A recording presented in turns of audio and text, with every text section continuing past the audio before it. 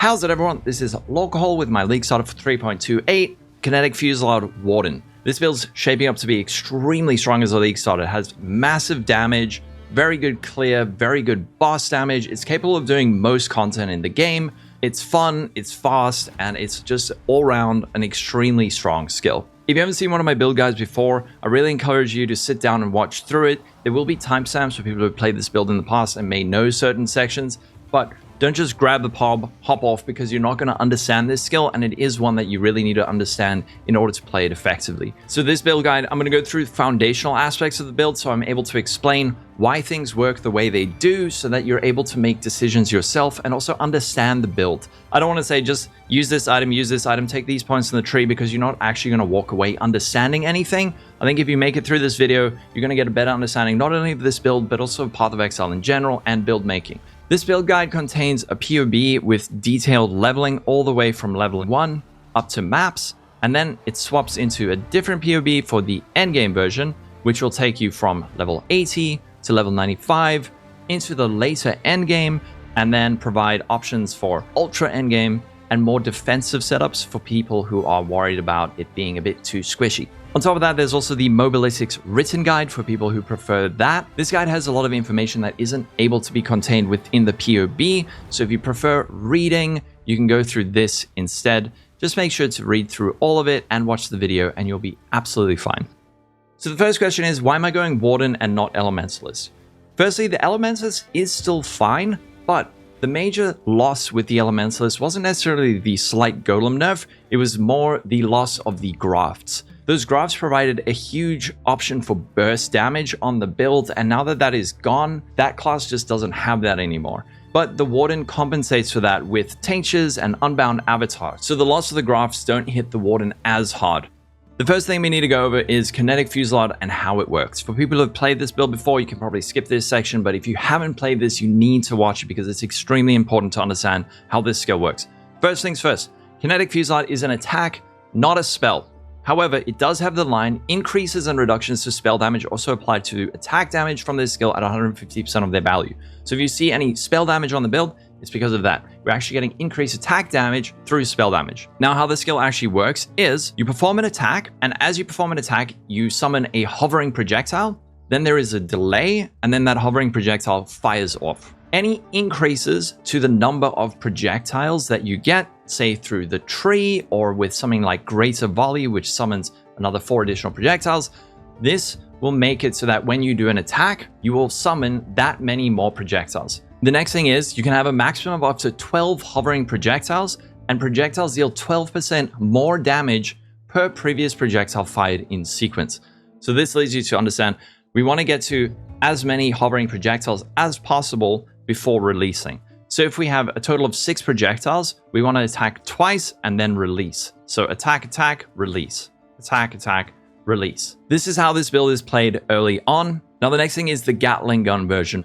To get this, what you need is for your attack speed to be slower than the duration. That means that if I perform an attack, there won't be this delay. Instead, what it looks like is this. I just hold down and the projectiles fire out. So how do we do this? Getting reduced skill effect duration from Warped Timepiece, 17% reduced skill effect duration. This can go all the way down to 20% reduced skill effect duration.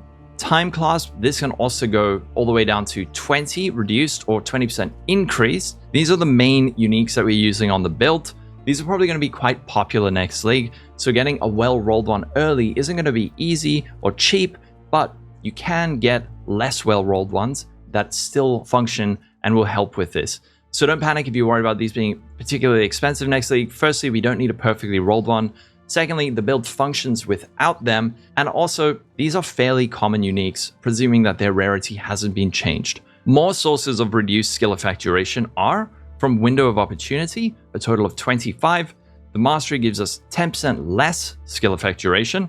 And up here, by Anointing Hasty Demise, 10% reduced skill effect duration. And then, of course, there is the less duration support, 59% less skill effect duration with quality at level 20. So with all of that, we end up with our attack speed being slower than our duration, and we get the Gattling gun mode, as you can see here. So what this means is we end up in a place where there is a cap on our attack speed based on our duration, and number of projectiles. I know that sounds very complicated, but there is good news. A lot of work has been done on this by Nemrod. So if we hop over to PoE, you can see this here. There is a search thing, so you can type duration if you ever get lost, select Kinetic Fusillade, and over here, it will show you your duration mod and your skill duration, and at the bottom, it shows you your max effective APS. This number is currently wrong. Keep a lookout for updates in PoE because it should be here soon. When that is out, this is the number you need to look at.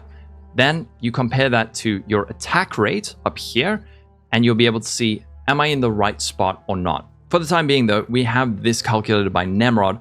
Over here, what you need to do is type in your number of projectiles. So I have 7, skill duration modifier. You can see I hover over here, it says 31, over here, 37, and then I put in my attack speed, 6.24, calculate, and you can see my attack speed is fine. This means that I'm not dropping any projectiles when I'm in the Gattling gun mode. Hopefully that's fixed in PoE by the time this comes out, but that's the most important thing. But I do need to reiterate, early on, we're not Gattling gun mode and the build still feels fine. In that case, what you do is you're going to perform 2 attacks, release, 2 attacks, release. It kind of feels like this. A big question that gets asked though is, if I have too much attack speed, what do I do? There's a few things we can do here. Firstly, Warp Timepiece and Time Clasp both have increased attack speed. Early on, try to get ones with as much reduced skill effect duration as possible and low attack speed. The next thing is, on your wand, do not get increased attack speed because that'll massively increase your base attack speed. Other sources of increased attack speed are up here. This gives us increased attack speed, increased attack speed, increased attack speed. If you are over, another thing you can do is instead path on the left side over here so that you're not getting that 12% increased attack speed. So now that you understand how Kinetic Fusillade works, I want to move into the damage scaling of the build. If you're able to understand this, it will make a lot of the other decisions in the build make a lot more sense. I'm not going to have to go over the exact tree and explain why I'm taking this or why I'm taking this on my gear. Understanding this fundamentally will inform all of those decisions and also allow you to make decisions yourself. So let's speak about how the damage works on this, an attack-based build. The way you need to think about it is this. We have a flat number that then is increased and then multiplied by a more value. There are more multipliers after that, but let's first go through the first level of this. So we have flat damage. This is things like added damage to attacks. On my wand, adds so-and-so to so-and-so lightning damage. You can also get it on gloves, adds lightning damage to attacks. There are other sources you can get this, let's say with Herald of Ice. This provides a bit of added cold damage. This is very important because the next step in the calculation is increases. So if we don't have flat damage, there's nothing there to increase. But if we do have a decent amount of flat damage, now we increase it. How do we get these increases? Firstly, like I mentioned earlier, Kinetic Fusillade has increase and reductions to spell damage also apply to attack damage at 150% of their value. So if we get 100% increased spell damage, that is 150% increased attack damage. We can get this on our wands. We can get this on shields. Another good source of this early on is something like Doedre's Tenure. These are gloves with 100% increased spell damage and reduced cast speed. So the flat damage is then increased by whatever increases we have. You can hover over each of these sources to see where this damage is coming from. So you can hover over like specific sources for lightning, cold, fire, or just over here for the generic increases. Now, the next thing that's very important are our more multipliers. So we get our flat, it's increased, and then that gets multiplied by our more multiplier. Where do we get this from? Firstly, we have Kinetic Fusillade. This has the built-in more multiplier per previous projectile fired in sequence. Another source of more multiplier is Rage. Gain 1 Rage on attack hit. This is an Exarch implicit on gloves. Each Rage grants 1% more attack damage up to a maximum of 30. There's another 30 more attack damage. Then we're also getting more damage from Frenzy charges, more damage from less duration support over here. This is 19% more damage. And then we're getting 21% less damage from Greater Volley. But now, something that this pub isn't showing you is, with the Warden, we get this skill over here, Avatar of the Wilds. As we inflict ailments on enemies, we generate Unbound Fury. Once we reach 100, then we have a button that we can push that grants us Unbound Avatar. Your hits always inflict Freeze, Shock, and Ignite, and 80% more elemental damage while unbound. This has actually been buffed in 3.28 to grant 100% more elemental damage while unbound. So there's another 100% more elemental damage that we're getting over here. So we click this over here, unbound, and then go here, you can see there is our more damage. Another source of more damage is from Trinity Support. This one is important to understand. The way this works is, if we deal damage of multiple elemental types, the elemental type that dealt the highest damage will generate resonance for the other two elemental types. Let's say we are hitting with cold and lightning damage. Our lightning damage hits for 1,000, our cold hits for 500. We will generate resonance for cold and fire because our lightning hit hardest. What we need to do though is we need to generate resonance for all three elemental types in order to gain the benefit, which is supported skills deal more elemental damage per 5 of the lowest resonance. We can get up to 50 resonance, which means at max level, 30% more elemental damage. Also grants us a huge amount of elemental penetration. So what we need to do with this is we need to hit with 2 elemental damage types where sometimes one elemental type hits harder than the other. Fortunately, lightning damage is perfect for this because lightning has a very low minimum and a very high maximum, as you can see here. The minimum is 74, the high end is 1109, and you can see just above that, my fire and cold, I don't need both, is in between that. So when our lightning hits for less than our cold, let's say that hits there, this hits here, this will generate resonance for fire and lightning. And when this one hits higher and this one hits lower, this will generate for cold and fire, and we will get fully trinitized. You can see when your trinity is full at the top left, if that full ring is fully filled in, you know that your trinity is balanced. If you're struggling to fill that in, what's likely happening is your one damage type is always hitting hardest, and what you need to do is get sources of flat damage for cold or fire or lightning to balance it out.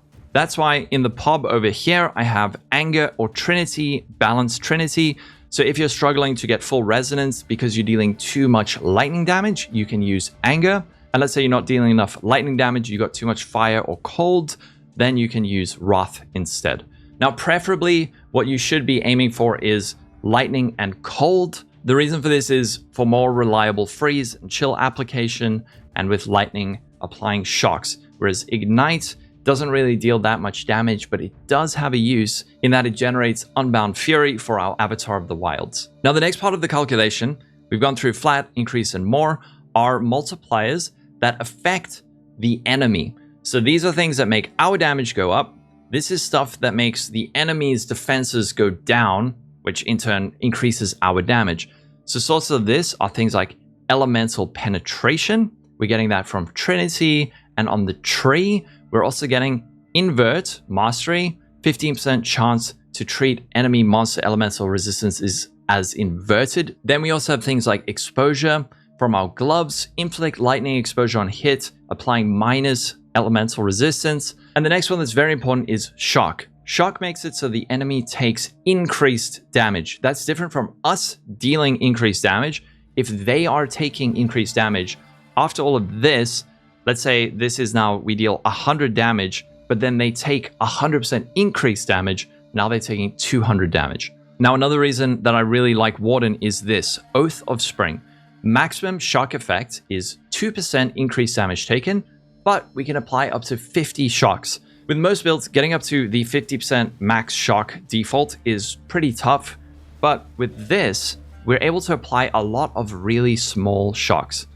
The good news though is, with Kinetic Fusillade, we are firing 7 projectiles 6 times a second. So let's say like 40 projectiles a second. So within a matter of seconds, we're able to get to 100% shock on an enemy, effectively doubling our damage. This is mostly going to be felt against bosses, but this is a very, very big source of damage, and it is very consistent on this build. The next thing is crit.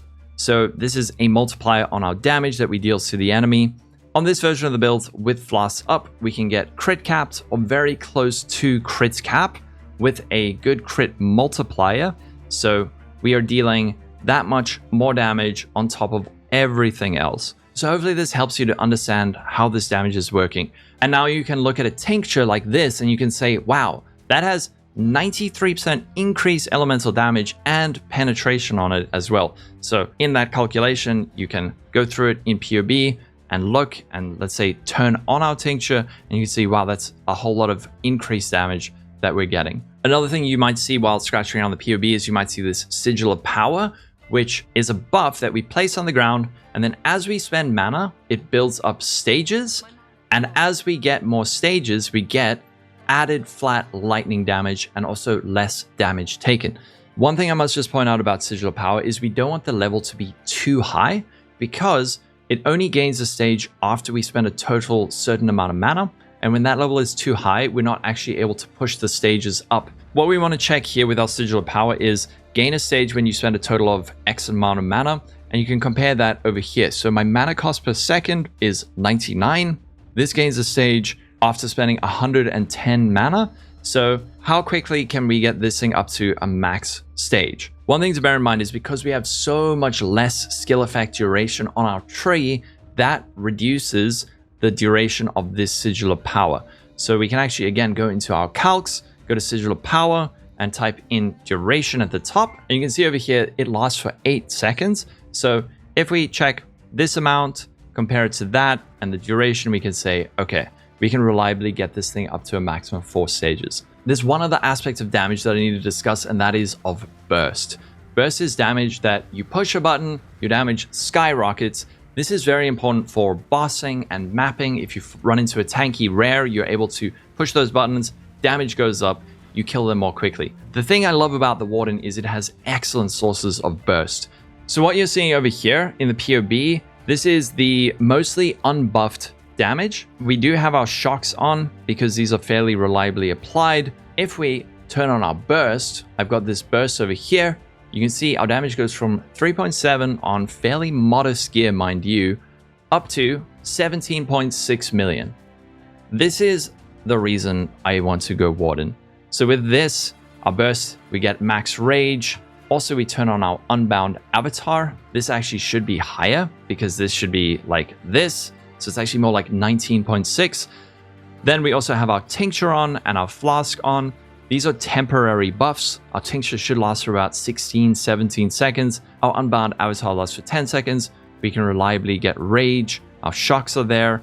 Enemies exposed to lightning. But this is 20 million damage on a budget version of this build. This is not extremely fancy gear and the damage is just like crazy. One more thing to speak about in terms of damage is that of our tornado. If we link our tornado with a spell slinger, it triggers as we perform attacks. Now, the way that tornado works is that it kind of creates a target that our kinetic fusillade is able to hit and then chain between the enemy and the tornado and also get the damage from the explosions. This has a bit of a positioning thing to it, but once you get those sweet spots, it feels really good. Alternatively, you can use Hydrosphere. Hydrosphere does feel really nice, especially during the campaign, just in terms of clear and having like a safety ball in front of you. But for single target, Tornado is extremely, extremely strong. So even though over here I was showing you like 19 million damage, it's actually a fair bit higher because of the Tornado. So now that we've gone over the damage aspects of the build, let's speak about the defenses. So the way that I think about defenses in this game is an order of operations. If you imagine your character and an enemy, first thing that happens is the enemy performs an attack, and the first question is, can I avoid that attack or am I immune to it? The next thing is, if the damage is dealt, am I able to reduce it by mitigating it in some way? Next question is, do I have the HP to survive it? HP could be energy shield, life, mana if you're mind over matter. And then the very important one at the end is, I've survived the hit, can I get that life back? That's recovery. And this is a layer of defense that many people tend to overlook. And it's the reason why I can stand in a Maven Cascade of Pain without dying. So let's discuss this for this build. We've got our Avoidance Layer. First thing is evasion rating. Evasion rating is a form of avoidance. With our flask up, we can be sitting at about 18k. Again, this is on the budget version of the build. On the more high-end version of the build, we can get that higher. Another avoidance layer is block. Block is a very strong avoidance layer. On this version of the build, I'm not really focusing on block, so we have just a little bit, 29%, but in the other version, the more defensive version, we're able to push that up to about 50% block chance and 40% block chance for spell block. You can get that much higher, but these are just examples of avoidance. Now, another form of avoidance or immunity is that of Ailment Avoidance, and we can actually get this fairly early, a pseudo Ailment Avoidance with Leper's Arms. This is a great shield early on. Firstly, providing a large amount of evasion rating and energy shields, especially when you remember to apply quality to it. Another thing is a bit of life, and then also 40% increased duration of ailments on enemies. But then the other thing, the bottom line, shared suffering. Shared suffering says all damage from hits will cause elemental ailments you are suffering. Elemental ailments you inflict are removed from you. So if an enemy applies shock to us, then when we hit that enemy, we'll apply the shock to them, and the shock will be removed from us. Same thing with Ignite, Chill, and Freeze, and whatever other elemental ailments. But this is very strong for us early because we're attacking so quickly. If we do get shocked, we very quickly remove it. Same with Ignite and Chill. For Freeze though, if we're unable to attack, then we can't remove the freeze. So early on, you can get freeze immunity from a flask. Another way would be by upgrading your Soul of the Brine King with 100% chance to avoid being frozen. If you get this, you are effectively not 100% ailment immune, but pretty close to it. So that is another form of avoidance. Another form of avoidance is actual player skill. Being able to, let's say, if you're in a boss fight, you're able to dodge their attacks. Movement speed with your Quicksilver Flask. This is an avoidance layer. Another thing is, of course, your movement skills with your Flame Dash and your Shield Charge. Later on, we're going to probably be using Lightning Warp. But these are all forms of avoidance. There is the numerical stuff, and then there is the mechanical stuff of actual player ability and skills that we use. So after our avoidance layer, we have mitigation. We failed to avoid the attack, but now we take the hit. How do we reduce the damage coming? So I break this down into three things. We've got physical mitigation, elemental mitigation, and then generic mitigation. So physical mitigation, that is the thing that a lot of people are completely obsessed with. They just want to see big Fizz max hit. That's like the only thing that matters. The obvious one for that would be armor, but on this version of the build, we don't take armor. So what are the other sources?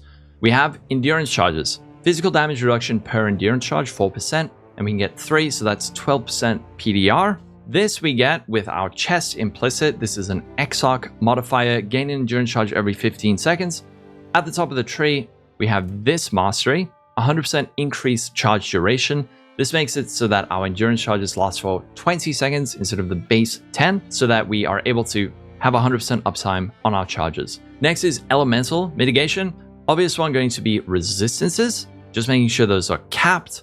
And then also endurance charges grant us 4% elemental damage reduction per endurance charge, so we're getting another 12% there. But now the next layer are generic sources of damage reduction. The big one is going to be spell suppression. Spell suppression is extremely important.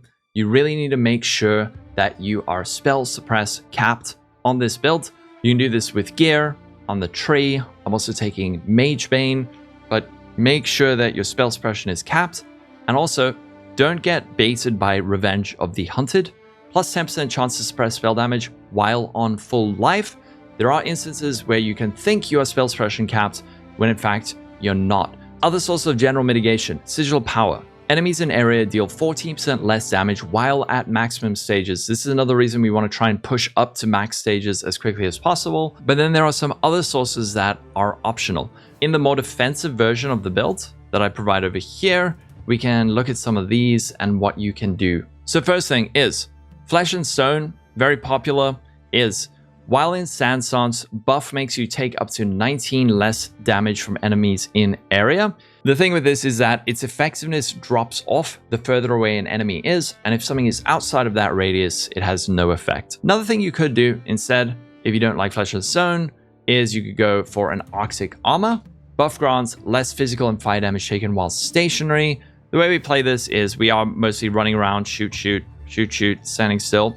So this is another option for generic mitigation if you want it instead of Flesh and Stone. So this defensive version over here that I'm showing you has some of these options. You don't necessarily need to take all of these things. You don't need to play like this exact version, but you could say, all right, I feel like I'm dying a bit. What I can do is I could drop even like Spell Slinger. You could drop your Spell Slinger and Tornado. If you're primarily mapping and you're clearing fine without it, you could drop this and say, I'm going to put in Flesh and Stone.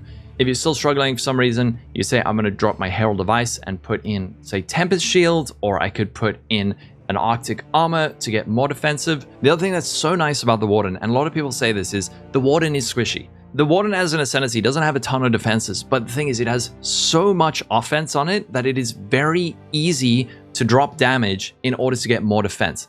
I will never feel bad about, let's say, my base damage is 3.7 million on trash gear, and that's not the burst damage. If I were to say, I'm dying a bit, how can I push this number up? I would say, I'm going to drop these tinctures, I'm going to go up here, and I'm going to grab some more life in ES. I'm going to grab more life over here, and my EHP goes up, and I don't feel bad about it because I'm still dealing a huge amount of damage. So that's the thing that's great about the Warden, is just because it doesn't have built-in defense, it has so much damage that you're very flexible with your tree and gearing options. Now, the next line of defense, we've gone through Avoidance, Mitigation, we have our HP. So after the damage has been mitigated, can we survive the hit? And this is, when combined with Mitigation and HP, that is your max hit. On this version of the build, this is again the budget version of the build. We have a pool of about, let's say, like 4,800. Later on, we get this far higher, where we're sitting at about 3,700 life and 3,000 energy shield. Max hit going way up. So what you need to be looking for in this case is life on your gear, boots, shield, helmet. Try to avoid getting life on your body armor because of this mastery over here. 15% increase max life if there's no life modifiers on your equipped body armor. And then the life on the tree. And again, if you need more life, you can look at dropping, let's say, this tincture wheel and grabbing life elsewhere. Now, the next thing is you've survived the hit, hopefully, and your life has gone down. How do you get that life back? There's two layers of this. I think of active recovery and passive recovery. Passive recovery is anything that just naturally increases your, let's say, your life or your mana, like mana regen or life regeneration. Then there's active recovery, which is you do X thing, you get life or mana back. That could be like gain life on block, or in our case, leech. We are able to leech a huge amount because of this leech mastery. 5% of leech is instant, taken with Clever Thief. Over here, you can see our leech on hit rate is like 1,500. And then later on, in the more endgame version of the build, what I want to do is we want to grab Storm Drinker, 0.5% of lightning damage leached as energy shield. This allows us to recover both ES and life simultaneously. This is a huge defensive layer that many people will completely overlook. However, before we get Storm Drinker, our energy shield recovery is mainly coming from Ghost Dance. Also, Soul Thief, recover 2% of ES on kill. However, this isn't super useful when bossing because we're not killing stuff. One option is to go for Ghost Reaver, but then you're not able to leech life. You're just leeching energy shield.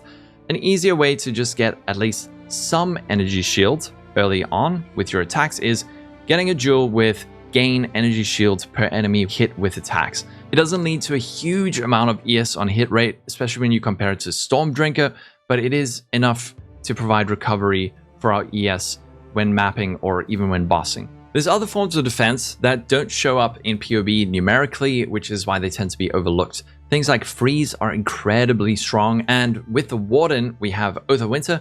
Enemies you freeze remain frozen for at least 2 seconds. Hits that fail to freeze due to insufficient freeze duration inflict Hoarfrost. Each Hoarfrost increases freeze duration on the target by 20% and is removed when the target is frozen. So with Oath of Winter, high crit, Avatar of the Wilds, we're able to apply those freezes very consistently. So with all of that in context, we can now look at the gear and see why it is the way it is. Helmet, going for life, energy shield, evasion rating, that's some of our HP and also some of our avoidance. Then our resistances on the suffixes. Next thing on our chest, going for a lot of energy shield and evasion rating. Again, this is on the more budget version of the build. And the implicit, gain endurance charge every 15 seconds. And the other thing is 10% of physical damage from hits taken as fire damage. That's another form of physical mitigation. I forgot to mention it earlier, but we take hit from physical damage, convert it to fire, and then that is reduced by our fire resistance. On our gloves, the flat damage, the accuracy, life, resistances, and suppression should all make sense now. I haven't touched on accuracy yet, but we do need to be accurate because this is an attack, so we want to have our hit chance at 100%. So we have our Warp Timepiece, we have our Taming giving us increased elemental damage with hits and ailments for each type of elemental ailments on the enemy. We're applying lots of ailments, that's a lot of increased, which is then multiplied by a more, you get the picture. And here, our Time class. For our belt, we're going to need a lot of strength, so try to get strength, resistance, life. But I'm going to use the new Cord belt because that allows us to anoint another notable. With our amulet, we really want to get Hasty Demise for 10% reduced skill effect duration, but lethality is a nice option down here. This grants us a lot of increased crit chance and crit multi. It's good damage. You could swap that out for something else. The thing that's really nice about the Cord belt's very flexible. And then our flasks, don't overlook your flasks. Flasks, very, very important. Having instant recovery on low life and immune to bleeding. Tincture, the mods we're looking for on our tincture are the prefixes can be something like increased effects is great, or reduced mana burn rate is also nice. Suffixes, melee weapon damage penetrates 15% elemental resistances, or you go for crit multi early on. This is also a good time to point out another reason why we are going Warden. Warden has tincture effects also apply to ranged weapons. This usually only applies to melee, but with this we can get tinctures to apply to our Kinetic Fusillade. There's also the option of going dual tinctures, but if you go dual tinctures, you really want to get Enduring Suffusion. Otherwise, the uptime on your tincture is extremely low. I might do something like that later with the new belt, and then maybe you could Flesh Flame one of these, and then still go Oath of Spring and Oath of Winter. Avatar of the Wilds is very strong, but I'd rather have something like with higher uptime. So maybe doing something like that later on. But if you're wondering how we're using tinctures, it's because of that. The other flasks are just the Jade for increased evasion, movement speed with Quicksilver and Diamond to improve our crit. The prefix that is really good on your flask is going to be chance to gain a charge when you crit, because our crit chance is so high. The only things left to cover are the frequently asked questions. Firstly, which bandit are we going to take? Early, I'm actually going to go with Alira and then later swap into Kill All Bandits. You can do this by selling 20 Orbs of Regret with an Onyx Amulet to get the additional skill point. But early, our suffixes are quite strapped and stretched, so having that additional resistance is really, really nice. The other thing I always get asked is which Pantheon. I go with Soul of the Brine King. Also make sure to upgrade to get the 100% chance to avoid being frozen. As for the other god, I go for Soul of Ralakesh for reduced physical damage over time while moving. Bleeding doesn't cause you to take extra damage, and Corrupted Blood can only apply up to 5 stacks. And the final thing to discuss is that of leveling. So leveling, we are going to be using bows until about level 38. This is a setup from Havoc, where we go into Galvanic Arrow, and then later swap into Lightning Arrow until about the end of Act 4. Then we swap into Kinetic Fusillade. You don't need to rush into this swap. There's a few things you want to do first, which are listed in the notes over here and also on Mobilytics. We're going to need to get a few gems from Siosa in the library. You also want to find a decent wand, the right links. Also, you need to have a little bit of gold to respec. I've calculated it. It's fine. There's plenty. Another very important thing with leveling attack-based builds is upgrading your weapons fairly regularly, checking for new base types. For example, when we start leveling with bows, you start with like a crude bow and then you move into a longbow at level 9. That is big damage increase. Look for the flat damage and increased damage on your gear. Also, making sure to do bench crafts. So an important one is Solaris Temple level 2. Go into the Eternal Laboratory, and then over here, you should find a recipe for flat added fire damage to attacks. That makes a world of difference when leveling this, so don't overlook it. What you want to do for that is make sure that you are gathering lots of transmutes so that you're able to bench craft those on. And you want to prioritize benching flat added damage on rings and amulets first. So fire damage to attacks like this, 4 transmutes. The reason you want to prioritize it on your rings and amulets and not necessarily your weapon first is because your weapon is much more likely to be swapped out compared to your rings or your amulet. So get that extra damage. It makes a huge difference, trust me. The last thing with the leveling to point out is that this is full ZHP leveling. At level 38, we're taking no life on the tree. We're only getting life way later. Like level 50, we're taking about 62 life on the tree, but this is proper no life leveling. You should be fine if you're experienced. If you're a complete beginner, I think this is probably going to be a little bit scary for you, but you can find a different leveling setup that you might prefer. You could even swap to Kinetic Fusillade later on if you want, but this is a setup I've done. It's really, really good, and it's what I'm going to be following. Anyway, that's it. Hopefully you understand the build thoroughly now. If you have any questions, join the Discord, join streams. I will be streaming this build so you can follow along. If you have any questions, ask in the comments below. I'll try my best to answer. But the best way to get help, especially with this, is to watch the build, read the guide, read the skills, join the Discord. If you have more questions, ask there. That's going to be it. Have a wonderful day. Stay safe. Hope you enjoy Kinetic Fusillade. Take care and bye-bye.